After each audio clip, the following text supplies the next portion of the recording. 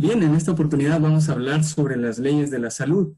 Es un tema bastante difícil de abordar, ¿no? Porque las leyes de la salud comprenden muchas. En realidad no vamos a poder abordarlas todas, pero vamos a tratar de hablar de forma general sobre este tema. Y este tema, más que nada, está enfocado en un análisis y una reflexión, ¿no? He puesto aquí en esta imagen tres esferas, ¿no? Que se interseccionan entre ellas, ¿no? Que son la Biblia, el espíritu, profecía y la ciencia. Realmente para que nosotros podamos hablar de leyes de la salud debemos comprender primeramente que Dios es el autor, ¿no? De la palabra de Dios, que es la Biblia, y también es el autor de la ciencia, ¿no? Y en relación al espíritu de profecía, ¿no? Arroja luz sobre la Biblia. Y lo mismo, la ciencia arroja luz sobre la Biblia y la Biblia arroja luz sobre la ciencia de la forma correctamente comprendida. Lamentablemente en el siglo XVII, estos dos aspectos, ¿no? Tanto la Biblia como la ciencia, o la religión y la ciencia, científicos cristianos, ¿no? Dividieron estos dos aspectos para estudiarlos de forma separada, ¿no? La naturaleza por un lado y la religión por otro lado, la Biblia por otro lado, ¿no? Pero, sin embargo, a pesar de que se hizo esta división, realmente reconocían que Dios era el autor de la naturaleza y era el autor de la Biblia. Estos fueron Francis Bacon y Galileo Galilei. Posteriormente, a mediados del siglo XX, un científico estadounidense propuso, ¿no? una nueva forma de evaluar la ciencia, pero de forma separada de la Biblia, porque consideraba que la Biblia hablaba de situaciones éticas, espirituales, y que la ciencia hablaba de la realidad, del mundo que nos rodea. Entonces, de ahí en adelante, entonces se considera, ¿no? La Biblia, la ciencia, de formas separadas. Incluso en el siglo XVII hubieron otros científicos, ¿no? Que se les denominaba pansofistas. La ciencia antes se denominaba como filosofía, ¿no? Para poder entenderlo un poquito mejor. Pero ellos aún consideraban en última instancia que la Biblia y la ciencia estaban en armonía, ¿no? Y que Dios era el autor de las dos. Quisiera plantearles estas preguntas de análisis para que no perdamos el rumbo de toda la presentación de lo que quiero tratar en esta ocasión, ¿no? Que son tres preguntas sencillas que dice, ¿qué son las leyes de la salud? La pregunta número 2 es, ¿quién es el autor de las leyes de la salud? ¿Y por qué estas leyes son tan importantes para nosotros, ¿no? Así que tengan en mente, mientras desarrollemos el tema, estas tres preguntas, ¿no? Si respondemos al final, ¿no? Estas tres preguntas de forma individual con lo que hemos abordado y hemos desarrollado en esta noche, yo estaré y creo que habrá cumplido la finalidad esta presentación. Tenemos nuestro derrotero. Vamos a ir primeramente definiendo algunos términos. Vamos a hablar del mecanismo salud-enfermedad y también vamos a dar algunas pinceladas de la fisiología, algunas pinceladas de la ciencia y también vamos a ver algunas perlas de la pluma inspirada. Y finalmente terminaremos con algunas conclusiones. Esta diapositiva realmente son textos seleccionados del espíritu de profecía y de la palabra de Dios que van a fundamentar, sustentar y argumentar de que Dios es el autor de la ciencia, ¿no? El verdadero conocimiento tiene su origen en Dios. Quisiera leerles Romanos 1:20, esta es la base bíblica. Hay muchos otros más textos, ¿no? Pero he decidido elegir estos dos porque son bastante claros. Que dice, porque las cosas invisibles de Él, su eterno poder y divinidad son claramente visibles desde la creación del mundo, siendo entendidas por las cosas que son hechas. Así que no tienen excusa. Entonces acá vemos que las cosas invisibles de Él, ¿no? Los atributos, el carácter de Dios, su eterno poder y divinidad, dice que son claramente visibles desde la creación del mundo. Dice, siendo entendidos por las cosas que se ven, ¿no? Nosotros podemos ver en la naturaleza, en todo lo que Dios ha creado, ¿no? Las características del autor, ¿no? De la creación. Y vamos a ver en Salmos 19:1, ¿no? El salmista menciona algo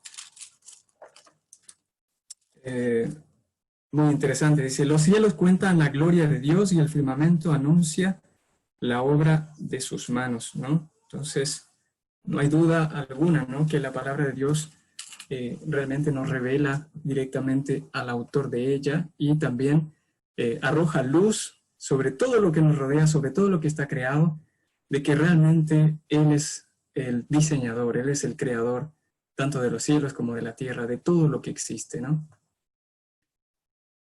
Quisiera mencionar algo adicional acá también, que es que, si bien es cierto, la ciencia, el conocimiento, ¿no?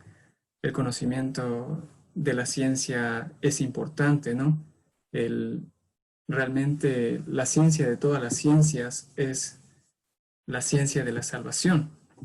¿Y por qué es tan importante, no? Porque en realidad aquí nosotros vemos cómo Jesús, sin la coacción, ¿no?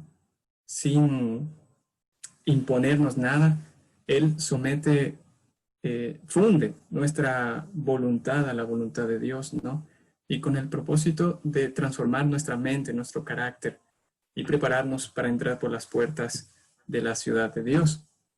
Y también quisiera mencionar que incluso en el mundo se considera, ¿no? De que el conocimiento es poder, ¿no? La ciencia es poder, pero realmente, si bien es cierto, la sabiduría de Salomón, el conocimiento, la ciencia es algo deseable, es mucho más deseable realmente el conocimiento que Cristo viene a otorgarnos, ¿no? El poder que Él nos otorga para transformar nuestras vidas. Es así como vamos a abordar el tema, leyes de la salud. Ustedes habrán escuchado o leído mucho de esto, ¿no?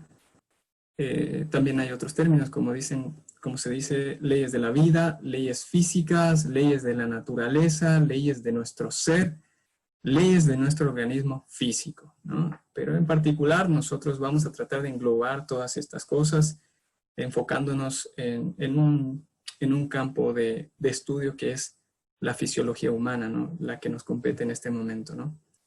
Y la fisiología humana lo que estudia es realmente los mecanismos, ¿verdad?, que hay en nuestro cuerpo, ¿verdad?, las estructuras y su función, ¿no?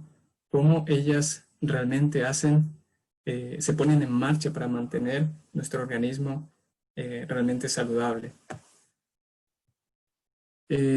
Bueno, para partir, ¿no?, de la fisiología humana, nosotros vamos a remontarnos a Génesis 1:27, que dice, creó Dios al hombre a su imagen, a imagen de Dios lo creó, varón y hembra los creó, ¿no? Nosotros vemos en esta imagen, ¿no?, una imagen, un dibujo que representa, ilustra a Jesús, ¿no?, y creando en el sexto día a Adán, ¿no?, un muñeco de barro, creado, como dice la palabra de Dios, ¿no?, a imagen de Dios, ¿no?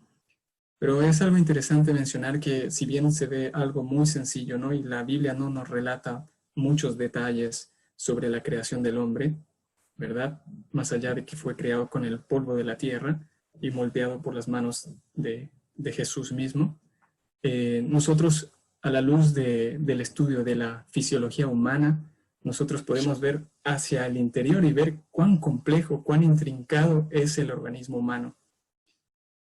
Quisiera hacer una mención especial, ¿no? Nosotros vamos a estudiar la fisiología humana después de la caída, ¿no?, después del pecado. Así que es muy diferente a la fisiología, ¿verdad?, que habríamos conocido o que realmente Adán conoció en el Edén, ¿no? Una fisiología perfecta, ¿no? Ahora nosotros, a pesar de que en nuestro cuerpo, ¿no?, ha sufrido deterioro, ¿no?, el impacto del pecado, aún así es maravilloso, ¿no?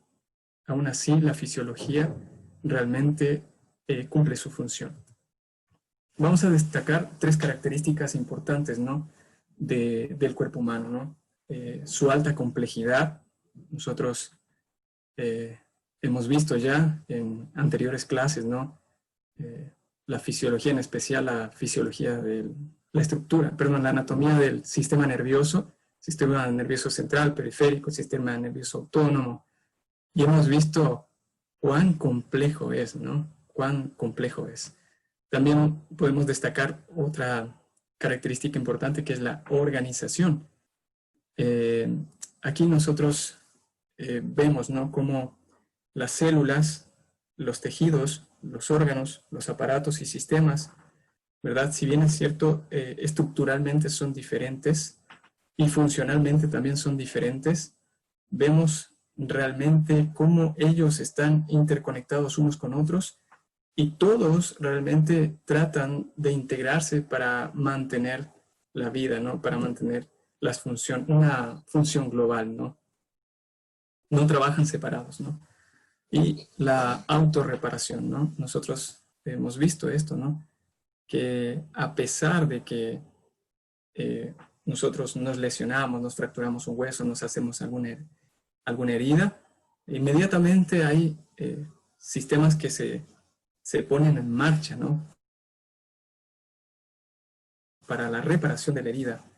Y aquí voy a hacer una acotación, que por ejemplo, en una herida, en un corte, ¿no?, lo mismo que una fractura, ¿no?, lo que hace la medicina es realmente tratar de afrontar, ¿no?, los dos bordes del corte, ¿no?, con una sutura, y de ahí no hay nada más que hacer, el cuerpo va a hacerlo todo, ¿no?, ¿verdad? Ahí van a concurrir nuevos vasos sanguíneos, se van a poner en marcha el crecimiento de células, de fibroblastos, hasta llegar a un punto en que la herida se cierra, ¿no? Y de allí no crece nada más, ¿no? Sino que llega hasta un punto, cumplió su función y se acaba, se apagan esos mecanismos. Quería destacar acá en Segunda de Reyes 27, ¿no?, al rey Ezequías, cuando el profeta Isaías fue a su casa, le dijo que iba a morir, que Dios que ponga en orden su casa porque iba a morir, ¿no? Entonces ahí vemos cómo nos menciona, ¿no?, de que usó una masa de higos, ¿no?, y puso en la llaga. Él estaba enfermo de muerte y él sanó. Y también en 1 Corintios 12:12 vemos cómo el apóstol Pablo aquí hace una ilustración, ¿no?, del cuerpo humano y sus diferentes partes, ¿verdad? Y cómo esas diferentes partes eran un todo, ¿verdad? Un todo global. No actuaba cada parte por separado, sino que cumplían un propósito. Y bueno, y eso también en el plano espiritual. Entonces no nos queda nada más que decir lo que dijo el rey David, ¿no? En Salmos 139:14, te alabaré porque formidable y maravillosamente me formaste. Maravillosas son tus obras y mi alma lo sabe muy bien. Entonces, después de nosotros ver estas características del cuerpo humano, ¿no?, tan complejo, tan interesante, realmente quería destacar algo importante de la ciencia, ¿no? El conocimiento de la ciencia es infinito. Infinito, porque no solo en esta tierra, sino también en el cielo nosotros seguiremos estudiando, ¿no?, tanto la ciencia como la palabra de Dios, ¿no?, como la Biblia, ¿no? También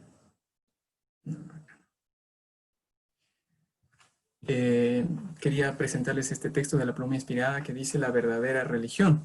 Dice, la verdadera religión y las leyes de la salud van mano a mano, ¿no? Esto fue escrito en 1901. ¿Qué les parece a ustedes? ¿Tiene algún sentido esto para ustedes? ¿Habían meditado, reflexionado sobre esto? La verdadera religión y las leyes de la salud van mano a mano. Y vamos a ver por qué. Vamos a argumentar con textos de la palabra de Dios. En Marcos 12:30 dice, y amarás al Señor tu Dios con todo tu corazón y con toda tu alma y con toda tu mente y con todas tus fuerzas. Este es el principal mandamiento. Entonces aquí vemos que la religión está relacionada con la salud, con las leyes de la salud, ¿no? Y también vemos en 1 Corintios 6:19 que dice, ¿o ignoráis que vuestro cuerpo es templo del Espíritu Santo, el cual está en vosotros, el cual tenéis de Dios y que no sois vuestros? Entonces, aquí vemos, ¿no? El cuerpo considerado, ¿no?, como el templo del Espíritu Santo, ¿no? No podemos hacer una división, ¿no?, de la parte física, de la parte espiritual, ¿no? Eso no debe ocurrir, ¿no? Siempre el Señor nos considera como un todo, ¿no? Integralmente, realmente la parte física, la parte emocional, la parte psicológica, nos considera como un todo, ¿no? Entonces no podemos separar estas dos cosas, ¿no? Las leyes de la salud o la salud física por un lado y la espiritualidad por otro lado, ¿no? La religión. Acá es una diapositiva en la cual vamos a abordar un poquito sobre el mecanismo salud-enfermedad, ¿no?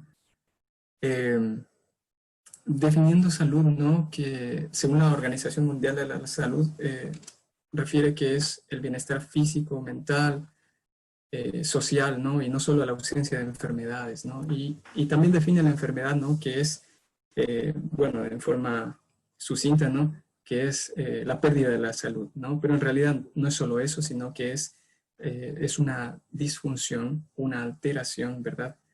En la fisiología nuestra que se manifiesta, ¿no? Por signos, síntomas, ¿verdad? Y que tienen una evolución que realmente hace que tengamos una enfermedad. Aquí puse algunos textos que no los voy a leer en este momento por el tiempo. En Isaías 24, 4 al 6, ¿no? Ahí menciona un poquito la causa de la enfermedad, por qué este mundo está enfermo.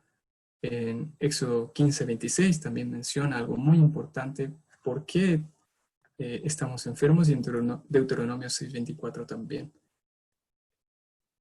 Quisiera también mencionar acá algo importante, ¿no? Que cuando hablamos de salud, nosotros estamos enfocando la parte fisiológica. Es una función normal de todas nuestras células, tejidos, órganos, aparatos y sistemas.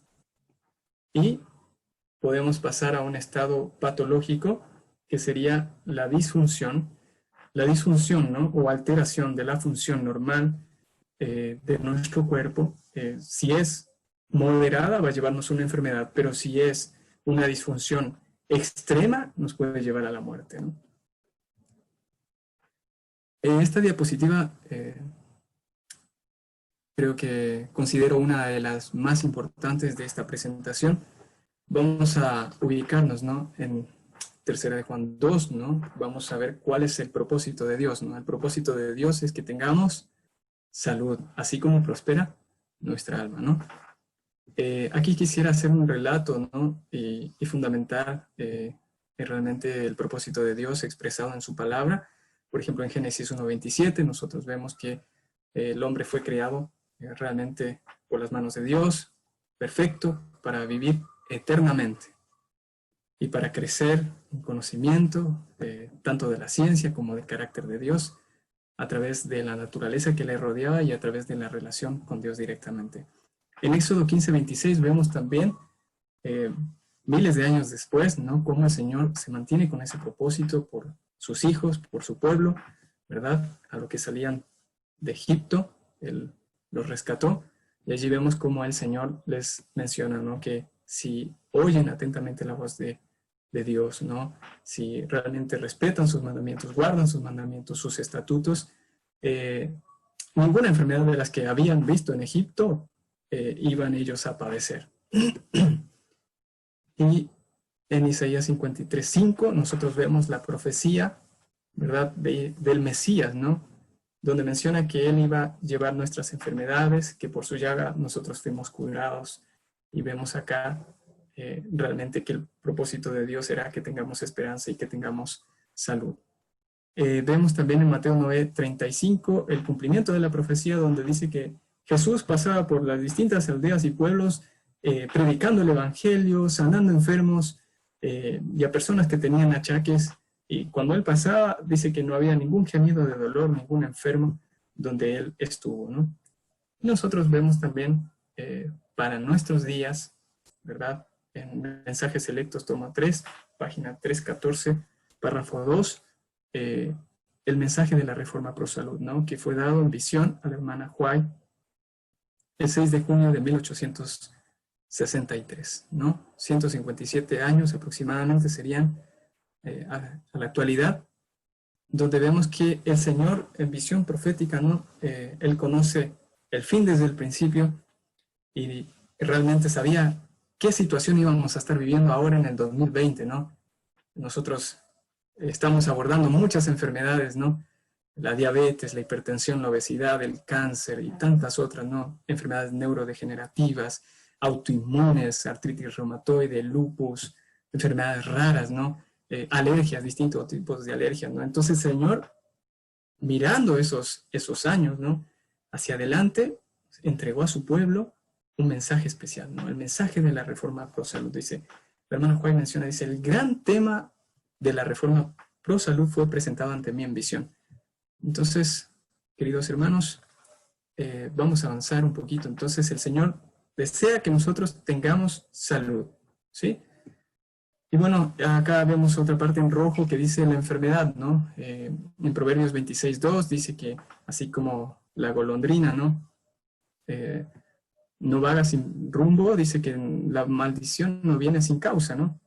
Entonces, en Juan 5:14 también aquí habla de Jesús, ¿no? Cuando sanó a un enfermo y le dijo, vete y no peques más, no sea que te venga otra cosa peor, ¿no? Entonces relacionó realmente el pecado con la desobediencia, con la transgresión de las leyes de la salud.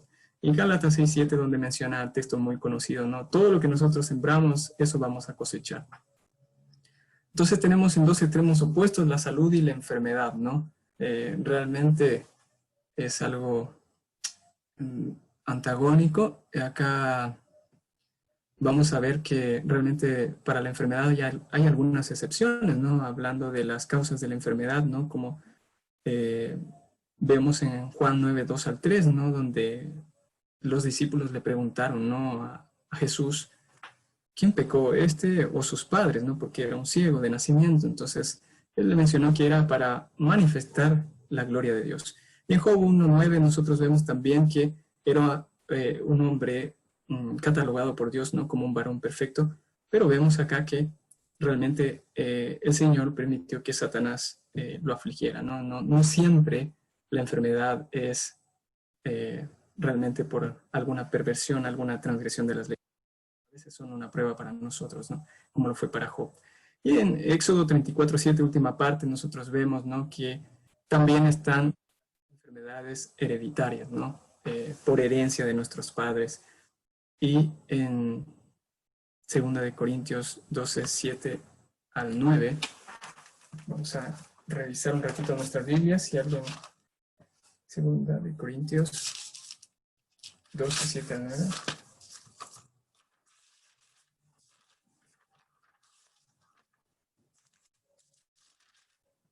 Nos dice lo siguiente, dice, es el apóstol Pablo, ¿no? Dice, para que no me enaltezca desmedidamente por la grandeza de las revelaciones, me has dado un aguijón en mi carne, dice, un mensajero de Satanás que me abofetee para que no me enaltezca sobremanera.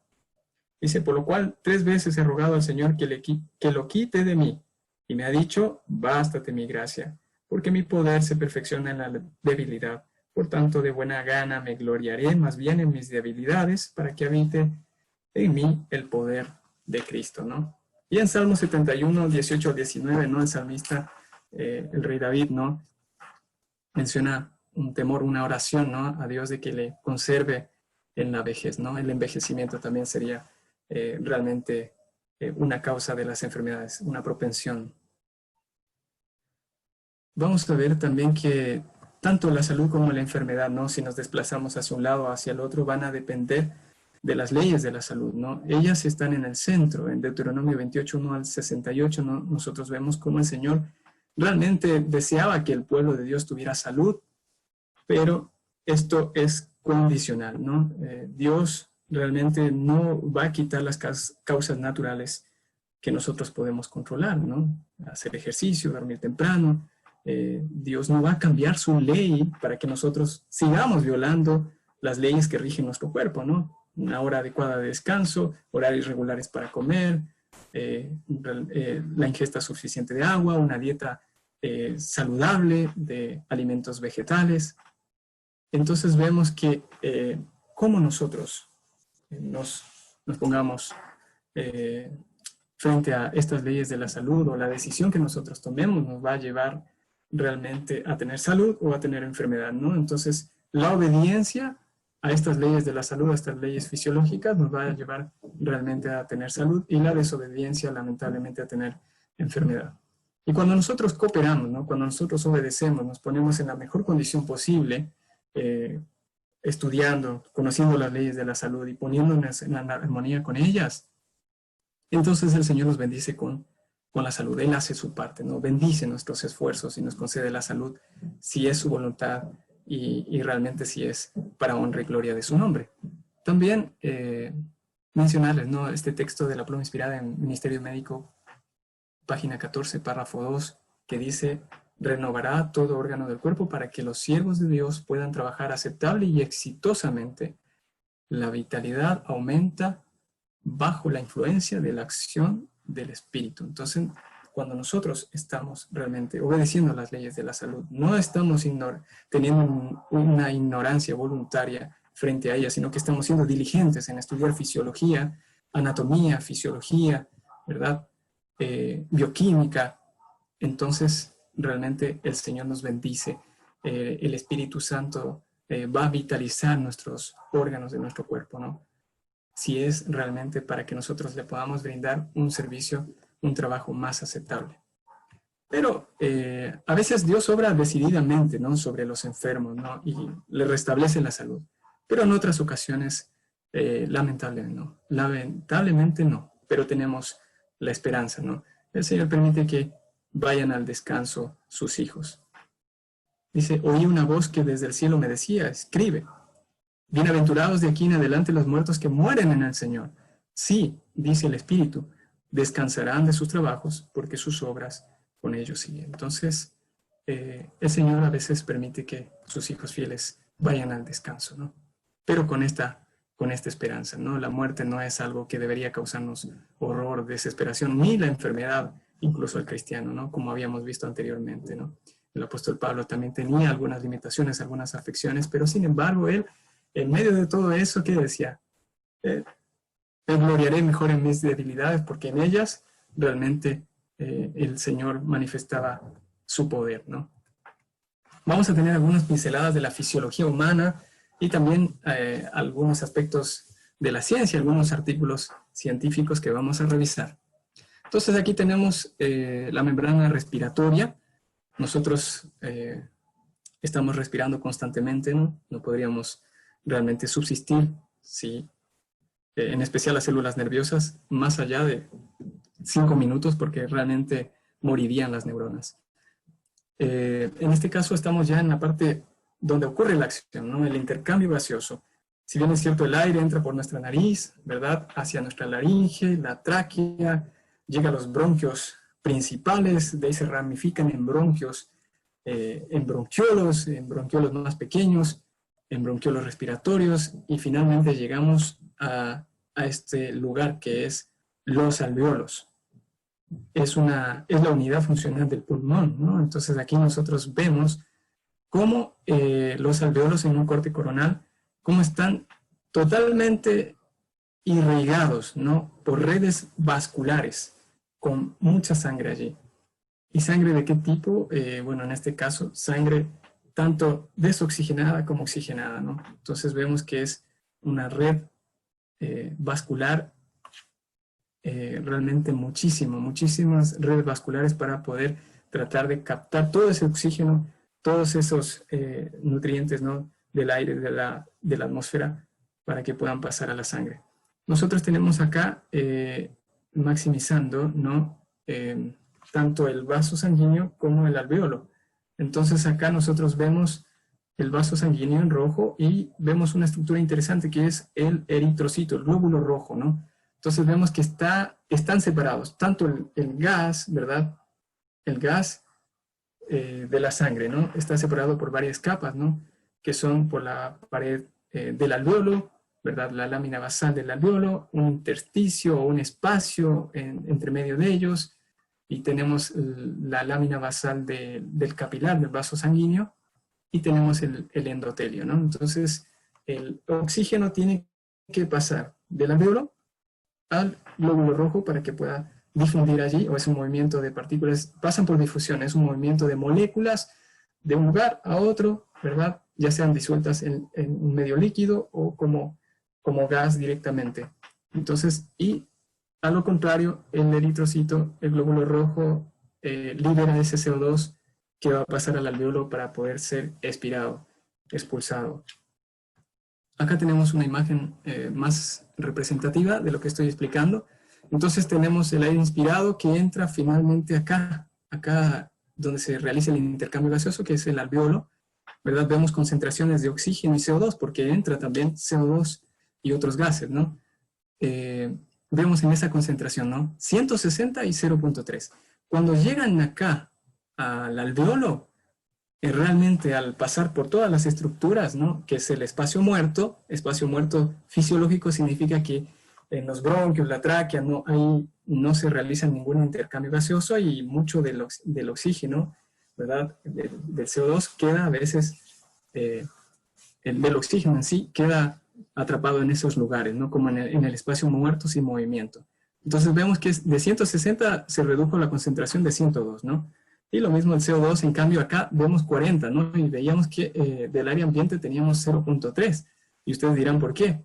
Bueno, es porque realmente este CO2 es el que realmente es expulsado de la sangre venosa hacia el alveolo.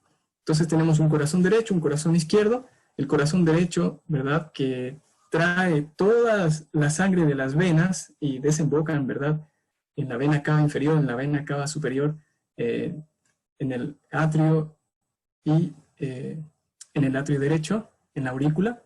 Entonces, esa sangre es bombeada por el ventrículo derecho por la arteria pulmonar hacia los pulmones, para que esa sangre desoxigenada, esa sangre rica en CO2, pueda ser oxigenada. Entonces nosotros vemos acá también concentración, por ejemplo, de oxígeno, 40. Y se dieron cuenta acá el oxígeno en el alveolo, ese aire inspirado, el oxígeno es 102. La concentración es mucho mayor. Y vemos el CO2. La concentración es de 46 en la sangre venosa. Y en el alveolo la concentración es de 40. Ya vamos a ver por qué es importante que comprendamos esto. Entonces, después de haber sido oxigenada esta sangre, ¿verdad?, y el CO2 se eliminó hacia el alveolo para ser expulsado, y el oxígeno ingresó, entonces es llevado por las venas pulmonares hacia el atrio izquierdo, donde pasa al ventrículo izquierdo y es bombeado a la circulación general, sangre rica en nutrientes, ¿no?, rica en oxígeno y baja en CO2. Entonces nosotros tenemos una concentración de oxígeno de 95, a diferencia de la sangre venosa de 40, y también de CO2 una diferencia, ¿no?, de 46 en esa sangre venosa desoxigenada que ya fue utilizada por las células, en una menor cantidad de CO2, porque también es importante que lo tengamos. Entonces, el aire expirado, ahí vemos nosotros 116 y CO2 32, ¿no? Esta diferencia, ¿no?, de concentraciones de gases, ¿no?, de oxígeno y de CO2, tanto en el alveolo como en el capilar, hace que sea posible que el uno, ¿verdad?, se dirija en una dirección, ¿verdad?, donde hay de mayor concentración a menor concentración, como en este caso la presión de oxígeno 102 hace un movimiento de oxígeno debido al gradiente de presión hacia el plasma y también, bueno, principalmente hacia el glóbulo rojo, y también se difunde en el plasma como un gas. Y lo mismo el CO2, ¿verdad?, que hay mayor concentración en el capilar y menor concentración en el alveolo, entonces se dirige en esa dirección, sale allí. Entonces ahí vemos la sangre venosa mezclada, y cuando ya pasa, ¿verdad?, este intercambio gaseoso, entonces los capilares realmente tienen sangre rica en nutrientes. Nosotros acá vemos dos imágenes importantes de una red vascular, ¿no?, de la cabeza. Vemos realmente cuán maravilloso es, ¿no?, el sistema circulatorio, que cumple una función importante de llevar nutrientes, oxígeno, ¿verdad?, a todas las células de nuestro cuerpo, ¿verdad?, glucosa, aminoácidos, distintas sustancias, y también sirve para medio de comunicación de las hormonas, y también para liberar distintas sustancias para comunicar distintos órganos y generar los distintos sistemas. Nosotros acá vemos una mano también con una irrigación muy rica, ¿verdad?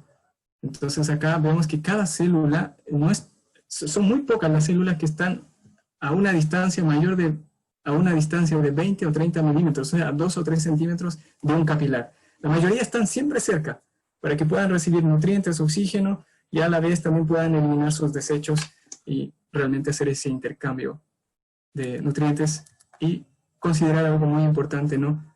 Cuán importante es el sistema vascular, cuán importante es el flujo sanguíneo, que si llegara a obstruirse tan solo una arteria, tanto sea del corazón o del cerebro, no se produce un infarto agudo de miocardio, que es la necrosis, la muerte, ¿no? Porque le dejó de llegar oxígeno, nutrientes a la célula y murió. Lo mismo a la neurona, ¿no? Vamos a ver más adelante, aquí está una imagen, no es una foto real, es una imagen de un vaso sanguíneo, de una arteria, donde nosotros vemos que es como un tubo y vemos unas capas, ¿no? Esta capa interna que se ve muy delicada, muy brillante, es el endotelio, la capa íntima. Después tenemos una capa muscular. Las células de esta capa muscular se distribuyen de forma muy especial, que son de forma circunferencial, concéntrica, para que pueda ocurrir ese mecanismo de contracción o vasoconstricción, vasodilatación. Y la adventicia, ¿no? Que es la capa final. Entonces, esa sería más o menos la estructura, pero vamos a leer un texto de la pluma inspirada muy interesante para que ustedes se den cuenta de la importancia de esto. Dice, para tener buena salud debemos tener buena sangre, pues la sangre es la corriente de la vida, repara los desgastes y nutre el cuerpo, ¿no? Esto escrito hace más de un siglo atrás, ¿no? Por la hermana White. Entonces vemos cuánta importancia el espíritu de profecía le da a la sangre, ¿no? Y por donde circula la sangre es por las arterias, las venas, ¿verdad? Las arteriolas, las metaarteriolas, los capilares, y cuán importantes deben ser estos lugares por donde circula, ¿no? La calidad de la sangre va a determinar también la calidad de esa capa interna de los capilares, de las arterias, de las venas, ¿verdad? La salud de ella, ¿no? Acá tenemos otra imagen bastante clara. Hemos quitado, ¿no? Hemos hecho una sección a una arteria donde podemos ver más claramente, ¿no? El endotelio, esa capa fina, ¿verdad? Que es una capa compuesta, es una monocapa de células. Está compuesta solo por una capa de células. Y después tenemos una capa muscular, una capa de músculo liso, es un músculo involuntario, ¿verdad? Que responde realmente a estímulos nerviosos, así como también estímulos químicos. Y una adventicia, que es una capa de revestimiento más exterior. Entonces ahí vemos circulando, ¿verdad?, los glóbulos rojos. Ahora vamos a hablar, estamos imaginariamente dentro de un vaso sanguíneo, dentro de alguna arteria, ¿no? Vemos los glóbulos rojos circulando por allí. Recuerden ustedes, llevando oxígeno y también llevando CO2. Y que va circulando realmente para llevar los nutrientes a los capilares más pequeñitos que están más cercanos de las células, para que pueda darse ese intercambio gaseoso, y no solo gaseoso, sino también y desechos. Vemos acá nosotros esta capa delgada, ¿no? Que realmente es considerada, se llama endotelio, ¿no? Es considerada un órgano. ¿Por qué razón? Porque realmente no es un órgano inerte. Hasta hace algunas décadas atrás se consideraba por los científicos como que regulaba solo la permeabilidad, ¿no? O la salida o entrada de nutrientes, de líquido, de iones, sodio, calcio, hacia el líquido intersticial, hacia el líquido extracelular que rodea las células. Y desde allí difunden hacia la célula de acuerdo a las necesidades de ella. Pero es más que eso, ¿no? Es un órgano que que realmente pesa aproximadamente 1 kilo, que está distribuido en todas las arterias, venas de todo nuestro cuerpo, y que es un órgano dinámico porque no permanece estático, es un órgano heterogéneo porque las células endoteliales de las arterias coronarias no son las mismas células endoteliales desde el punto de vista estructural y también funcional, ¿no? No son las mismas del cerebro, del riñón, son totalmente diferentes, ¿sí? También mencionarles algo importante, ¿no? Que en estado fisiológico las células endoteliales generan un ambiente antitrombótico. ¿Qué significa esto? Que no se coagule la sangre, no se forme un trombo aquí en la luz de este vaso, y también generan realmente otra propiedad especial que es la vasodilatación, ¿no? Hay fuerza, no fuerza, sino en realidad es un equilibrio, ¿no? Entre vasoconstricción, vasodilatación, donde predomina la vasodilatación por una sustancia especial que es el óxido nítrico, que tiene que predominar eso para que los vasos tengan un tono medio y no se colapsen, para que la sangre pueda fluir con total libertad. También tiene propiedades antiadhesivas. ¿Qué significa que sean antiadhesivas? Que no se van realmente aquí a pegar, ¿no? Porque imagínense, tantos elementos que fluyen por la sangre como son los lípidos, ¿verdad? Tenemos los glóbulos rojos, las plaquetas, las células inmunes como los glóbulos blancos, ¿verdad? ¿Cómo hace para que esa sangre y esa mezcla de tanto de elementos formes como de sustancias, de nutrientes, no se tiendan a depositar allí, ¿no? De ahí vamos a ver más adelante, ¿no? Eso es en el estado normal, ¿no? Tiene propiedades antiadherentes, antitrombóticas y también anticoagulantes. De hecho, las células endoteliales tienden a liberar una sustancia que es el sulfato de parán, que tapiza todo su superficie para que nada se vaya a pegar allí y nada se vaya a coagular. Quería mencionarles algo interesante acá también, que dos sustancias mantienen este equilibrio para simplificarlo. En realidad son muchas más, ¿no? El óxido nítrico, que produce vasodilatación y también tiene una actividad antiagregante, ¿no? Antiagregante y antiadhesiva, para que no se pegue nada allí. Entonces la sangre fluye con total normalidad y no se forman trombos, no se coagulan, no generan ningún problema. Y también en el estado de disfunción ocurre todo lo contrario. Vamos a ver acá un artículo científico en esta revista. Bueno, acá está en inglés, pero las ventajas del internet lo puede traducir de esta forma, que dice: los metabolitos circulantes que se originan en la microbiota intestinal controlan la función de las células endoteliales, ¿no? Entonces, aquí vemos relacionado, ¿no? El intestino, dirigiéndonos principalmente a la microbiota, o sea, las bacterias buenas que están en el intestino, y cómo influyen en las células endoteliales, ¿no? Cómo las sustancias que ellos producen van a realmente repercutir en la salud del endotelio, ¿no? Aquí tenemos el estado fisiológico, ¿no? La función fisiológica del endotelio vascular, y tenemos también el endotelio en disfunción, la disfunción endotelial. Cuando el endotelio funciona bien, ¿verdad? Aquí tenemos las plaquetas. Tiene algunas propiedades especiales, como las había mencionado. Inhibe la adhesión y agregación plaquetaria, no se van a pegar a los vasos. En ciertas circunstancias, ¿no?, es necesario. Por ejemplo, si nosotros nos hacemos un corte y estamos sangrando, se estimula el endotelio, ¿y qué tiene que producir? Sustancias para que se agreguen las plaquetas allí, ¿verdad? Se forme un trombo ahí de fibrina para evitar el sangrado, ¿no? Pero hasta ahí no llega, no continúa, ¿no? De forma muy selectiva, muy focalizada. También tiene otra propiedad que inhibe la transmigración de células inflamatorias, ¿no? Que no se metan entre el endotelio, ¿verdad? Como en ocasiones ocurre, que son los monocitos, ¿verdad? Que se meten entre las células endoteliales, y de esta forma se inicia la placa de ateroma, ¿no? Poco a poco. Y también inhibe la coagulación de la sangre. También tienen propiedades antioxidantes, y también controlan el metabolismo de los lípidos y la glucosa. También tienen otras funciones importantes, donde se produce una vasorelajación, o sea, se mantiene con un buen tono dilatado para que la sangre pueda fluir libremente. Y también vemos acá que inhiben las células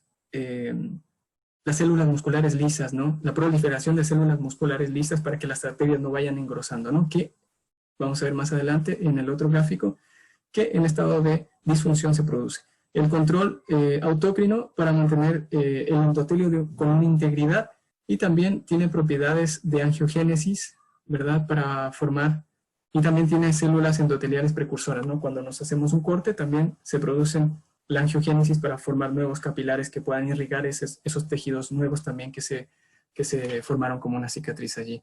La disfunción endotelial es todo lo contrario, ¿no?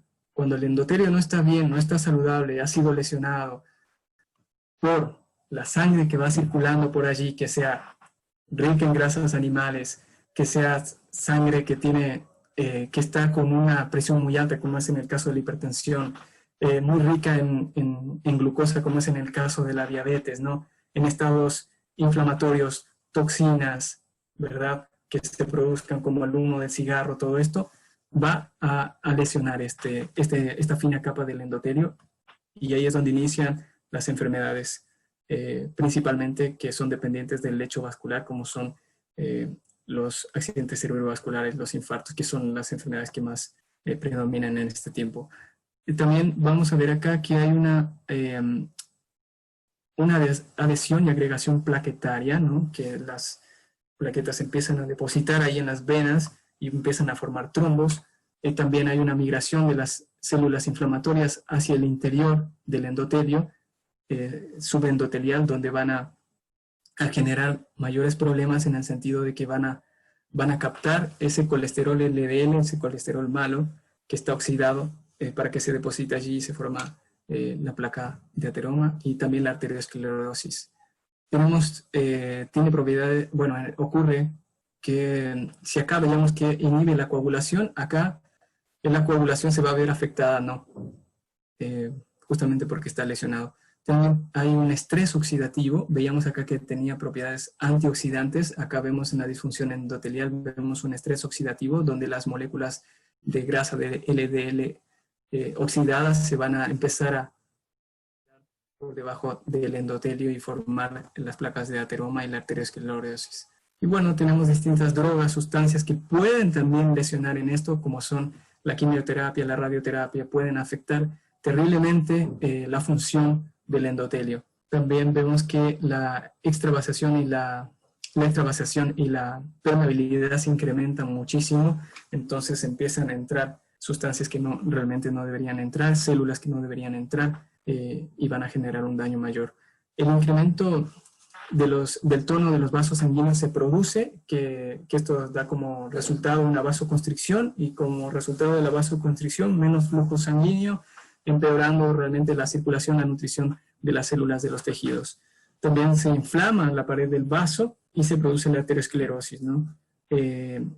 También vemos que se reduce las células endoteliales y también la formación de nuevos vasos. Entonces, realmente el endotelio es importantísimo, no solo para las enfermedades cardiovasculares, sino también para todas las enfermedades, porque ustedes vieron en las primeras dos fotos que les mostré, cómo está irrigado nuestro cuerpo, ¿no? Entonces, si algo está fallando, si algo está alterado en el endotelio, no produciéndose esto que les había mencionado, va a afectar con seguridad realmente las células, los tejidos y los órganos en sus funciones normales.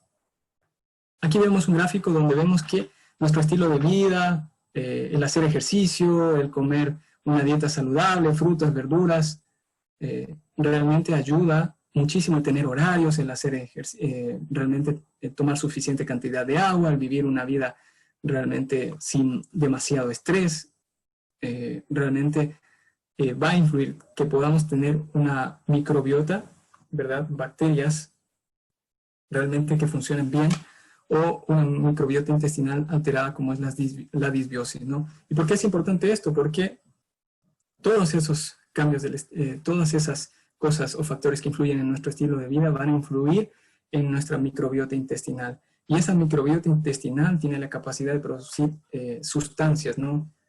Realmente como son algunos metabolitos que van a entrar a la sangre, y van a ir allá, al endotelio, ya sea para mejorar la función o para alterar la función del endotelio, ¿no? Entonces puede producirse, ¿no? Las células endoteliales, se puede producir una supervivencia, una muerte celular, una producción de óxido nítrico, mediadores vasoactivos, factores de crecimiento, moléculas inflamatorias, ¿verdad? Y estrés oxidativo que van a dañar el endotelio y por ende van a producir una alteración en la angiogénesis, una hipertensión arterial, una arteriosclerosis, una trombosis, diabetes y muchas más enfermedades.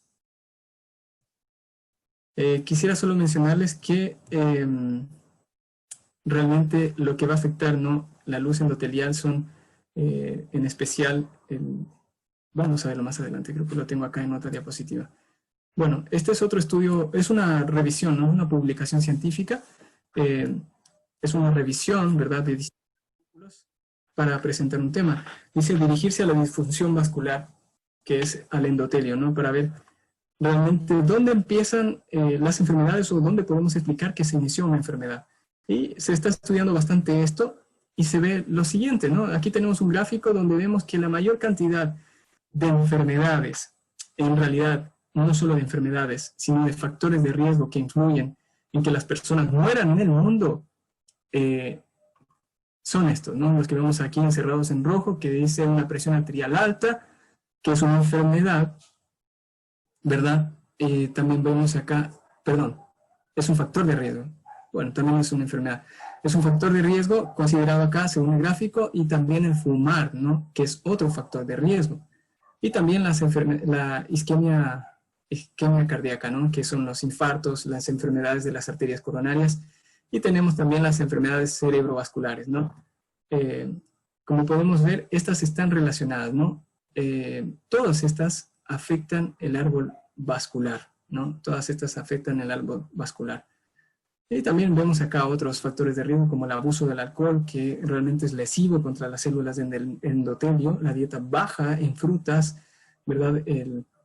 Tenemos otras más, por ejemplo, que se mencionan acá, ¿no? Entonces generan no solo muertes, sino también a las personas que realmente no ha sido tanto el daño, les generan días de incapacidad en su vida. Este gráfico es muy importante, es del mismo estudio. Vamos a verlo. Por ejemplo, en la parte de arriba ustedes pueden ver acá dice los clásicos factores de riesgo son la hipertensión, ¿verdad? La sangre circulando por esos vasos sanguíneos a una gran presión. Tenemos la hiperlipidemia, que es el colesterol elevado. Tenemos el cigarrillo y tenemos también la diabetes, el abuso del alcohol. Y también tenemos que últimamente se ha agregado otros que son factores medioambientales, como son el ruido y la contaminación ambiental. Acá tenemos otro muy importante que es el envejecimiento, ¿no? Todos estos producen inflamación, estrés oxidativo, el estrés mental también va a alterar, a producir sustancias que van finalmente a provocar una disfunción endotelial, ¿no? Que el endotelio funcione mal y por ende se produzcan enfermedades, ¿no?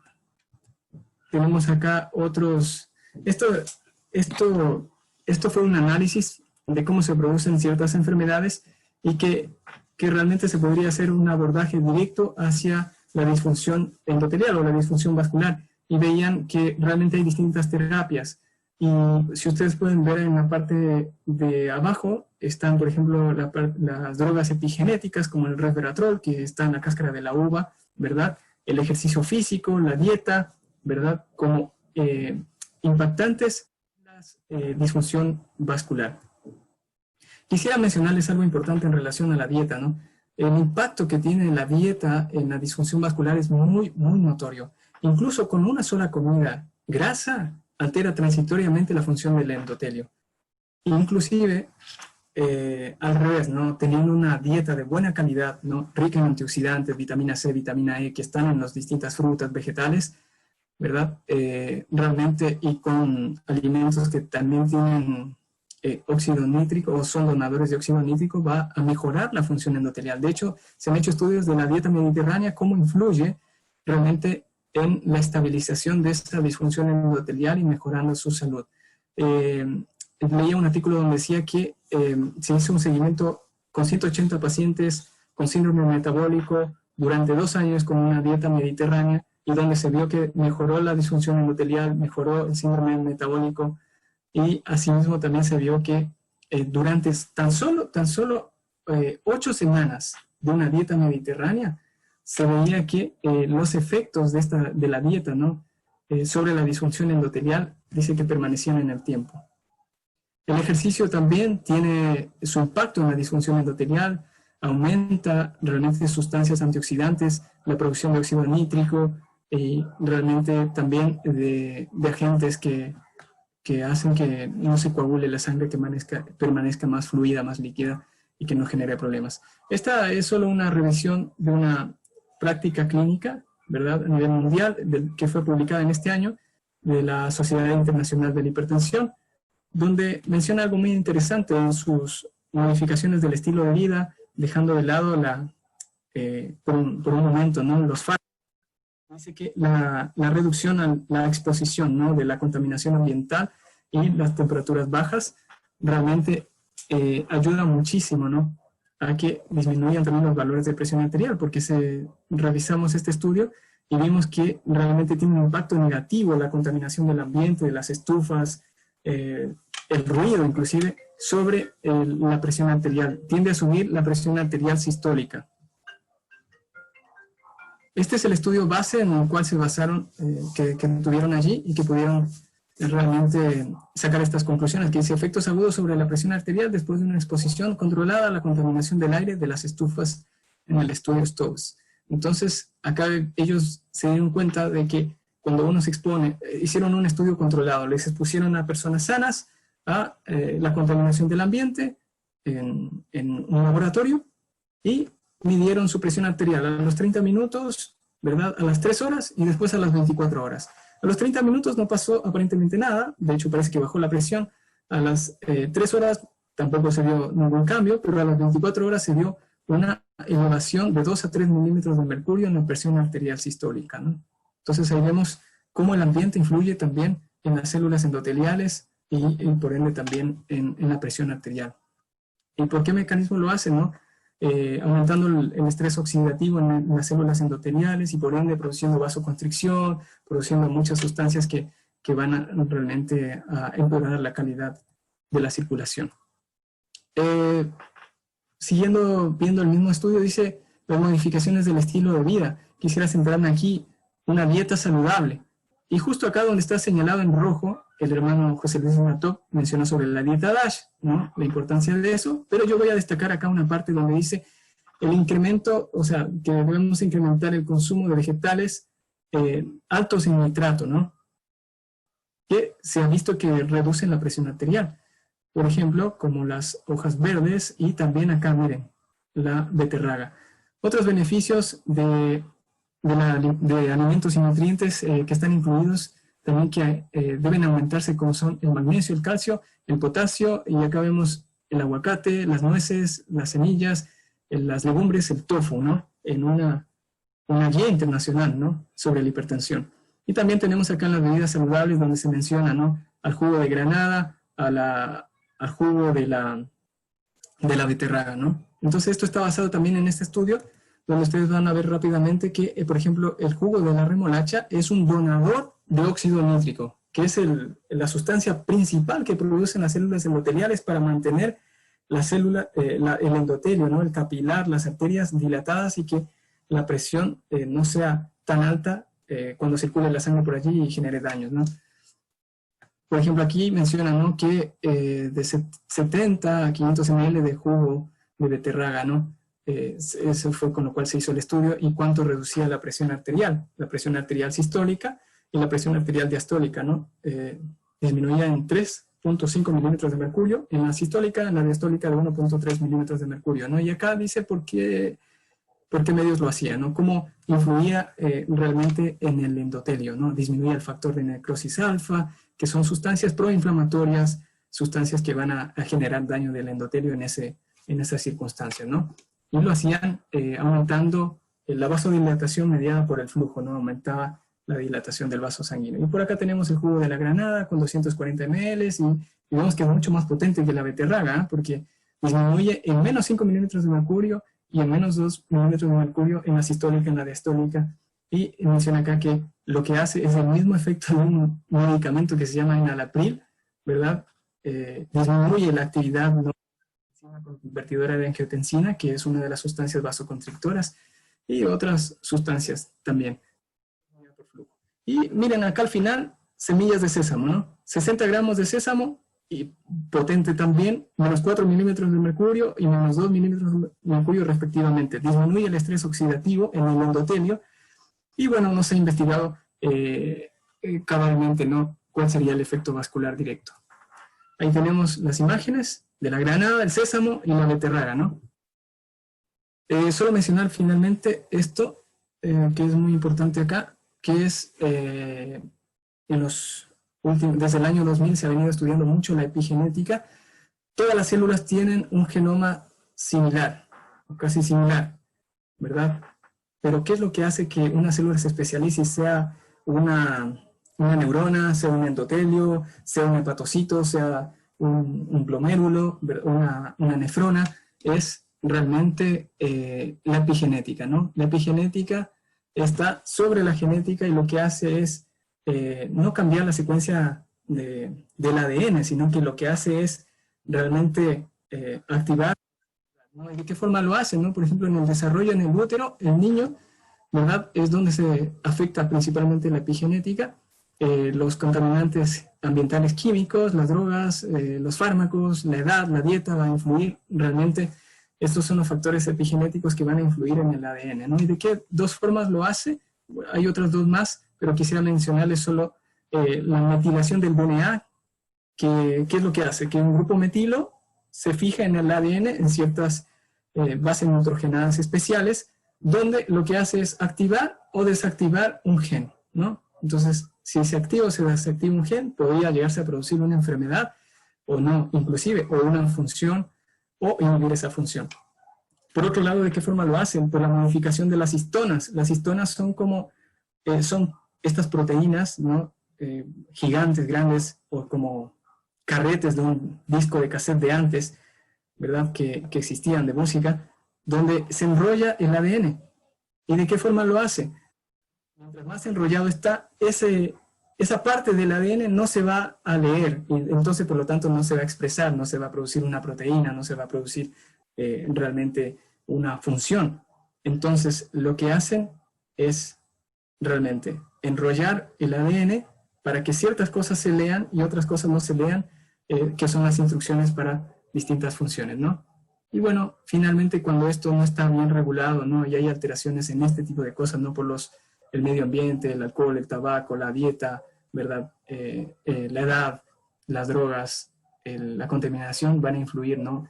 En esto, en el ADN, y por lo tanto se va a producir distintas enfermedades. Entonces aquí tenemos, simplificando, carcinógenos, ejercicio, estrés, dieta, tabaco, infecciones, inflamación, van a influir sobre nuestro ADN a través de la epigenética, por la metilación del ADN, activando o desactivando genes, y también por la modificación de las histonas, permitiendo que se lea cierta información para que se produzca ciertas proteínas y realmente se produzca, o se desarrolle una enfermedad o el individuo sea saludable. Entonces nosotros podemos influir realmente en esto, no podemos cambiar nuestros genes, pero podemos influir en esto.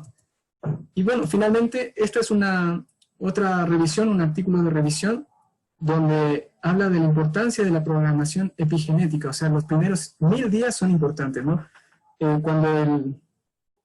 En especial en embriogénesis, en el feto, en la vida fetal, ¿verdad? En los primeros años, los primeros 2 años, ¿no? Son 40 semanas de embarazo que permanecemos dentro del útero, que es muy sensible a la programación epigenética, o sea, a que se hereden realmente inclusive marcas epigenéticas de nuestros padres, ¿verdad? Por ejemplo, en el caso de la hipertensión, de la diabetes, de distintas cosas, que van a activar ciertos genes y realmente van a desarrollar, dependiendo de cómo nosotros vivamos en adelante, vamos a desarrollar enfermedades o no. Entonces son muy importantes. Dice, preparando el camino para la tentación, dice, si tratamos sin la debida consideración la salud del cuerpo, la cual constituye nuestro supremo interés terreno, preparamos el camino para la tentación y la violación de los derechos más elevados. Tenemos otro texto importante que dice, reglas divinamente establecidas. Dice, el dejar de cuidar la maquinaria viviente es un insulto infligido al Creador. Existen reglas divinamente establecidas que si se observaran, guardarán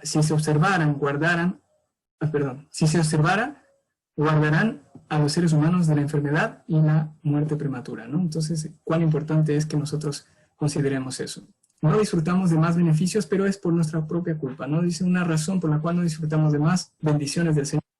Prestamos atención a la luz que le ha placido darnos con respecto a las leyes de la vida y la salud. Entonces, por eso también estamos muchas veces enfermos, ¿no? Autor de las leyes físicas, ¿quién es el autor? Tanto de las leyes físicas como las leyes morales, es Dios mismo, ¿no? Su ley está escrita con su propio dedo en cada nervio, en cada músculo, cada facultad que ha sido confiada al hombre, ¿no? Obedeciendo y cooperando, ¿no? Dios se ha comprometido, ¿no?, en realmente hacer su parte. Si nosotros cooperamos con Él, obedeciendo las leyes de la salud, el Señor va a bendecirnos, y Él no solo es el creador de nuestra maquinaria humana, sino también el sustentador, y va a mantener en buenas condiciones. Toda acción descuidada y desatenta, todo abuso cometido con el maravilloso mecanismo del Señor, al desatender las leyes específicas que rigen la habitación humana, es una violación de la ley de Dios, ¿no? Si violamos las leyes físicas, no porque realmente no esté escrita en el decálogo, no es que no va a pasar nada, sino que realmente estamos infringiendo una ley que Dios ha puesto en nosotros también. Y bueno, es el beneficio de obedecer las leyes físicas, ¿no?, que son salud, vida y felicidad, son el resultado de la obediencia a las leyes físicas que gobiernan nuestro ser. Dice, comprendiendo nuestras obligaciones. Nadie puede comprender debidamente sus obligaciones hacia Dios, a menos que comprenda claramente sus obligaciones para consigo mismo como propiedad de Dios. El que permanece en ignorancia pecaminosa de las leyes de la salud y de la vida, o que viola voluntariamente estas leyes, peca contra Dios. Entonces, vamos finalizando. Dice, en Juan 15:5, dice, yo soy la vid, vosotros los pámpanos, el que permanece en mí y yo en él, este lleva mucho fruto, porque separados de mí, nada podéis hacer. Entonces, el Señor Jesús se ha comprometido con nosotros en ayudarnos a vencer, ¿no?, tal vez esos malos hábitos, esas malas inclinaciones, y nos ha dado esa ventaja maravillosa de poder influir, inclusive a pesar de haber recibido una mala genética, ¿verdad?, por medio de la epigenética, ¿verdad?, realmente suprimir ciertos oncogenes y activar, ¿verdad?, otras funciones que tal vez estuvieron deterioradas. Dice salud y santidad. Vamos a ver que hay una relación entre la salud y la santidad, así como en el pueblo de Israel, ¿no? Cada israelita, ¿no?, por la fe, ¿verdad?, llevaba un corderito, ¿verdad?, por los pecados que él había cometido. ¿Y qué características tenía el corderito, ¿no?, que él llevaba? Era sin mancha, era a la vista de los ojos humanos perfecto, ¿no?, ¿verdad?, sin mancha. Esa era la ofrenda que se presentaba, ¿verdad?, por la fe en sacrificio por nuestros pecados, ¿no?, representando a Cristo. Y nosotros también hoy en día, ¿no?, leemos este texto de la pluma inspirada que nos dice, la santificación expuesta en las Santas Escrituras abarca todo el ser, espíritu, cuerpo y alma. Así que es muy importante que consideremos este texto de la pluma inspirada y también los textos de la palabra de Dios donde se habla de cómo tenía que ser presentada la ofrenda, ¿verdad?, sin mancha. Entonces nosotros somos el templo del Espíritu Santo y también debemos presentarnos realmente ante Dios de la mejor manera posible, con la salud mejor posible que podamos presentarlo. En conclusión, vamos a destacar estos siete ítems que dice, Dios es el autor de las leyes de la salud. 2, debemos ser diligentes en el estudio de la fisiología humana para conocer realmente esas leyes y con la ayuda del Señor ponernos en armonía con ellas. 3 dice, honramos a Dios cuando obedecemos, y todo lo contrario, insultamos a Dios cuando infligimos realmente dolor a nuestro cuerpo. Dice 4, dice, resultados seguros son salud y felicidad, paz y utilidad, ¿no? El resultado seguro ¿de qué? De la obediencia, ¿no?, a las leyes de la salud. La verdadera religión y las leyes de la salud van mano a mano, no podemos separar estas dos cosas, ¿no? La salud física por un lado, la salud espiritual por otro lado, ¿no? Van mano a mano, la una influye en la otra, ¿no? La mente sobre el cuerpo influye sobre la mente. El Espíritu Santo renovará nuestros órganos. Esta es una promesa del Señor, ¿no?, cuando queremos ponernos a su servicio, ¿verdad?, y queremos darle lo mejor posible de nuestro ser, tanto física, mental, espiritualmente, emocionalmente, el Señor envía su Santo Espíritu para renovar inclusive nuestros órganos y le demos un mejor servicio para su honra y su gloria. 7. En Cristo vamos a hallar para obedecer y para vencer esos malos hábitos. Finalmente, esta diapositiva que dice, fue escrita en 1870, bueno, publicada en 1870, el 1 de diciembre, que dice, si queremos tener salud, debemos vivir para ello. A veces nosotros realmente oramos, pedimos al Señor que nos restablezca la salud y muchas veces estamos descuidando el conocimiento de la fisiología que el Señor nos ha puesto amplia disposición para conocer cómo funciona nuestro cuerpo, ponernos en armonía con él. Y todo, ¿verdad? Nuestra motivación realmente siempre debe ser lo que dice en 1 Corintios 10:31. No es para tener un cuerpo bonito, un cuerpo esbelto, un cuerpo saludable, un rendimiento físico bueno, sino que es, si pues coméis o bebéis o hacéis otra cosa, hacedlo todo para la gloria de Dios. Entonces el deseo nuestro de poner nuestro cuerpo en la mejor condición posible, en armonía con las leyes de la salud, es para gloria de Dios. Entonces, ahí finalizamos y respondemos a nuestras preguntas de análisis, ¿no? ¿Qué son las leyes de la salud? ¿Quién es el autor de las leyes de la salud? ¿Y por qué estas leyes son tan importantes para nosotros? Amén. Perfecto, muy bien. Buenas noches a todos, a los que conozco y a los que no. Estuve viendo un poquito ahí los nombres, hay muchas cámaras apagadas, ¿no? Ojalá estén ahí despiertos. Yo creo que sí, porque el hermano Giovanni dio un mensaje maravilloso, muy importante. Y bueno, gracias a ustedes que me han invitado para participar también de estas conferencias. Y para los que no me conocen, como dijo el hermano Jorge, soy de Argentina, pero ahora estoy trabajando para el Señor aquí en Chile, en este momento residiendo en Santiago, que es la sede central de la obra en Chile, ¿no? Así que, bueno, en esta noche me toca hablar de un tema muy importante. No sé, ¿ya puedo empezar, hermano Jorge? Adelante, hermano, discúlpame, yo no te presenté como pastor, sí, de la iglesia, y en la confianza se me pasó el detalle, pero estamos contentos de tenerte. Adelante, hermano, puedes avanzar. Muchas gracias, hermano. Entonces, queridos amigos, queridos oyentes, el día de hoy vamos a tener un breve pero maravilloso mensaje de la palabra de Dios. Y lo vamos a tener en una historia muy importante que la encontramos en los evangelios, la encontramos en Mateo, como en Marcos, también en Lucas, y nos habla de la mujer con flujo de sangre. Quisiera compartir con ustedes el primer versículo de esta noche, y vamos a leerlo en el libro de Marcos. Vamos a leer el versículo, a ver si alguien me puede ayudar, versículo 25. El 26 mejor, versículo 26, Marcos 5, 26.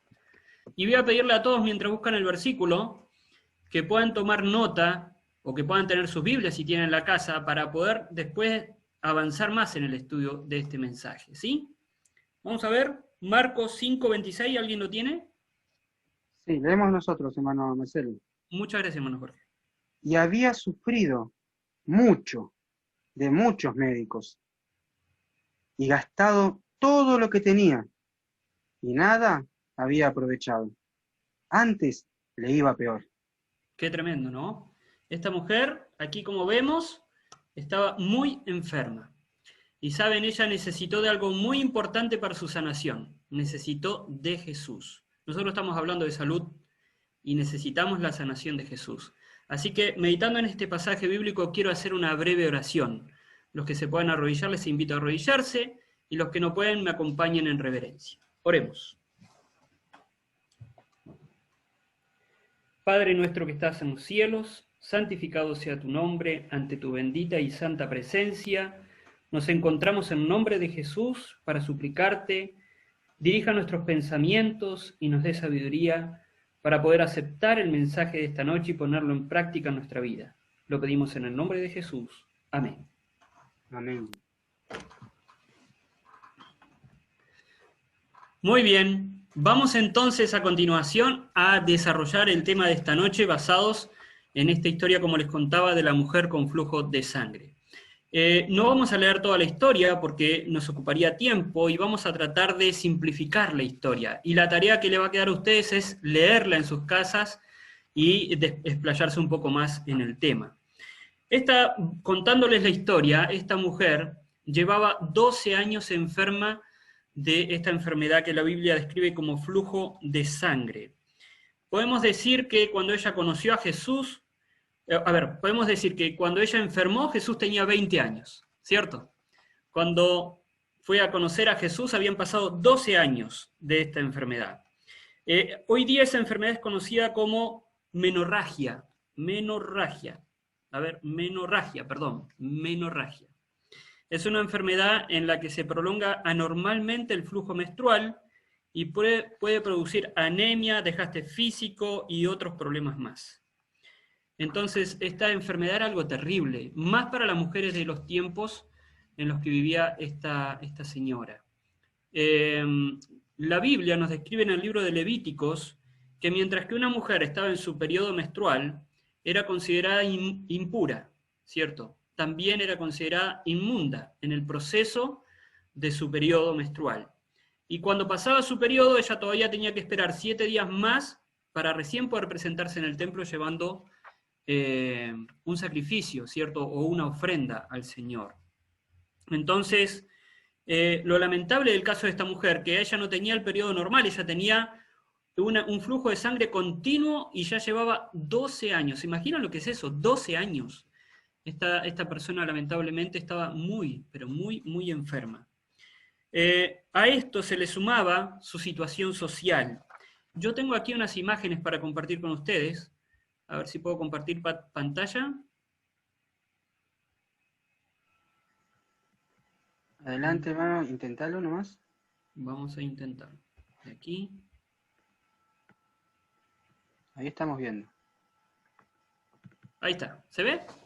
Excelente, excelente. Bien. Entonces, la situación social de esta mujer, que como decíamos llevaba 12 años enferma, era muy, muy penosa, porque conforme las leyes de los judíos, que podemos encontrar en el libro de Levíticos, en el capítulo 12 y Levíticos capítulo 15, menciona que en el proceso en que la mujer tenía flujo de sangre era considerada inmunda.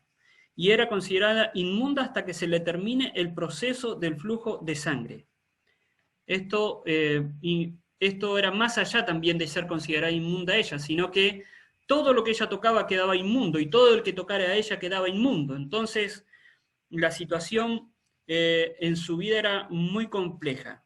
Débil, ya con pocas fuerzas, avergonzada, sin vida social, alejada de su familia, ya sin recursos económicos, porque el libro de Lucas nos relata que ella quedó pobre habiendo gastado todos sus recursos en médicos, en doctores de los tiempos, ¿no? De esos tiempos. Lamentablemente, tampoco podía ir al templo. Era una vida muy difícil para esta mujer considerada inmunda. Entonces, ahí nos plantamos en la historia comprendiendo la situación en la que estaba pasando la mujer con flujo de sangre. Ahora ella escuchó hablar de Jesús. Imagínense, saber que de repente está en medio del pueblo de Israel un hombre que ejerce milagros. Un hombre que con solo tocar a las personas está sanando. Y ella 12 años tratando de buscar la cura. Entonces ahora ella quiere ir al encuentro de Jesús. Pero hay un problema. Ella era considerada inmunda. Entonces no la podían ver porque si la veían la gente no iba a permitir que ella se llegue a Jesús. Ella buscó los medios para llegar hasta Jesús. Le fue tremendamente difícil, pero dice que ella puso una meta en su vida. La meta de ella era conformarse con solo tocar el borde del vestido de Jesús. Ella tenía un pensamiento fijo en la mente. Ella tenía que alcanzar a Jesús y tocar el borde de su vestido. Y así fue. Llegó el momento en que ella pudo acercarse a Jesús y tuvo esa única oportunidad y ella la aprovechó al instante. Tocó el borde del manto de Jesús. Ustedes imaginan ese momento haber logrado su objetivo. Pero no queda ahí nomás la historia. En la diapositiva 3 vemos aquel toque en el que se concentró la fe de esta mujer. Ella había puesto toda la fuerza de su fe en ese toque de Jesús. Entonces, al tocar a Jesús, aquí sucedió algo milagroso.